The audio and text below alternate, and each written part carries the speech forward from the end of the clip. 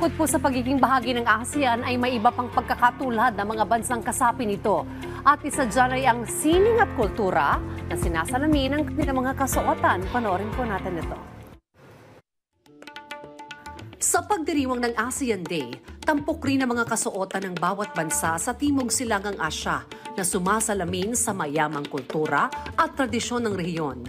Sa Brunei Darussalam at Malaysia, ginagamit ang baju kurung, isang kasuotan para sa kababaihan na maluwag ang bulsa at palda, habang ang kalalakihan naman ay nagsusuot ng baju melayu, damit pang itaas na may mahabang manggas at pantalon.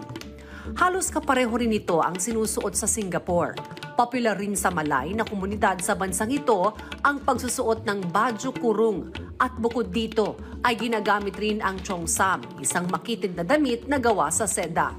Sa Cambodia, tampok naman ang sampot, isang makulay at bordadong tela na itinatali sa baywang. Kahawig nito ang long yi ng Myanmar, isang piraso ng tela na ibinabalot sa baywang at sinusuot ng parehong kalalakihan at kababaihan.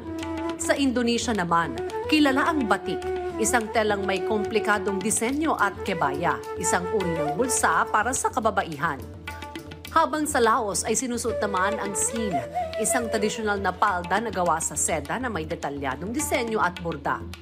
Sa Pilipinas, kilala ang barong Tagalog para sa kalalakihan, isang pinong barong na may borda, at ang barot saya para sa kababaihan na may blusa at palda.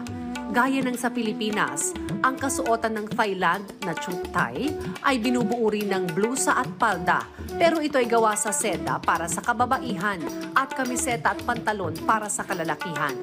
Sa bansang Vietnam naman ang sinusuot ang ao dai, isang makitid na damit na may mahabang manggas. Ito ay pinaparisa ng maluwag na pantalon. Ang mga pambansang kasuotang ito ay sumasagisag sa kasaysayan, kultura at pagkakakilanlan ng bawat bansa sa ASEAN. Ito rin ay nagpapakita ng pagkakaiba-iba at pagkakaparehas ng kultura at tradisyon ng mga bansang ito na siyang nasa likod ng pagkakaisa sa rehiyon.